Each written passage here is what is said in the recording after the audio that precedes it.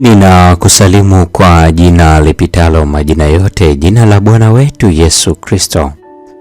Karibu katika mfululizo wa masomo ya mwongozo wa kujifunza Biblia. Juma hili tunaenda kuliangazia somo la pili, somo linalosema neno la msalaba. Hii ni Sabato mchana. Katika somo la juma hili, Wakorintho wa kwanza sura ile ya kwanza ya 17 hadi 31, Wakolosai sura ya kwanza ya 20, Petro wa kwanza sura ya pili ya 24, Matendo 13 ya 16 hadi 46, Wakorintho wa kwanza sura ya pili aya ya kwanza hadi ya 5. Fungu la kukariri linatoka kitabu cha Wakorintho wa kwanza sura ya kwanza ya 18. Neno la Mungu linasema, kwa sababu neno la msalaba kwao wanaopotea ni upuuzi, bali kwetu sisi tunaookolewa ni nguvu ya Mungu.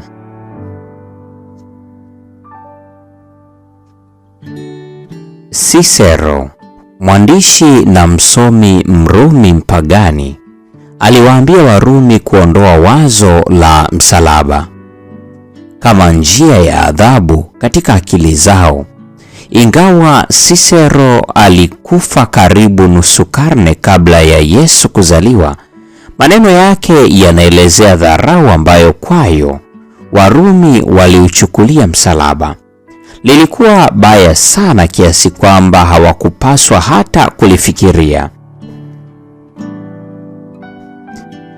Kinyume chake, Paulo angeandika, neno la msalaba ni uweza wa Mungu. Wakorintho wa kwanza sura ile ya kwanza ya 18.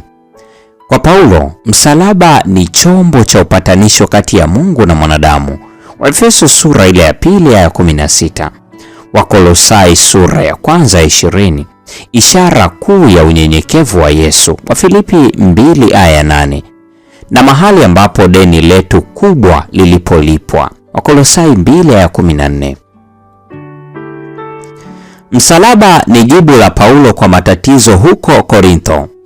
Huhitaji kwenda mbali sana katika Wakorintho wa kwanza ili kutambua kwamba anajishughulisha sana na suala moja kuu, migawanyiko katika kanisa. Paulo anafadhaishwa sana kiasi kwamba mara tu baada ya salamu katika Wakorintho wa kwanza sura ya kwanza hadi ya 3 na sehemu ya shukrani, Wakorintho wa kwanza sura ya kwanza ya 4 hadi ya 9, hii ndiyo mada ya kwanza anayozungumzia. Wakorintho wa kwanza sura ile ya kwanza aya 10 hadi 17. Juma hili tutageukia ujumbe wenye nguvu wa msalaba kama jibu la tatizo hili na masuala mengine huko Korintho. Jifunze somo la juma hili kwa maandalizi ya Sabato ya Julai 11.